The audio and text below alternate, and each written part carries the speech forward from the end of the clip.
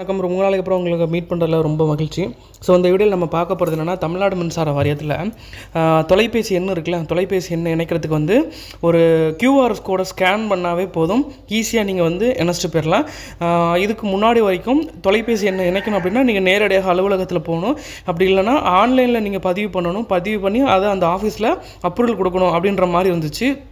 இப்போ வந்து நேரடியாகவே வந்து ஒரு QR ஒன்று கொடுத்துருவாங்க. அந்த QR ஸ்கேனை வந்து அதை வந்து நீங்கள் ஸ்கேன் பண்ணால் போதும், நீங்கள் நம்பர் வந்து மாற்றிடலாம். இது பெரும்பாலும் வாடகை வீட்டில் குடியிருக்கிறவங்களுக்கோ இல்லை நம்பர் வந்து தொலைஞ்சு போயிடுச்சு புது நம்பர் மாற்றணும்னு நினைக்கிறவங்களுக்கோ ரொம்ப ஈஸியாக இருக்கும். அப்படி பண்ணுறதுனால உங்களுக்கு மின் தடை அறிவிப்பு இருக்கிறதோ இல்லை மின் கட்டணம் இருக்கிறதோ அதெல்லாம் உடனுக்குடனே உங்களுக்கு வந்து மெசேஜ் வந்துடும். அது வரதுனால உங்களுக்கு அந்த மின் கட்டணம் கட்டாதனால வருகிற தடை அப்படின்ற மாதிரியான விஷயங்கள் இல்லாமல் இருக்கும்.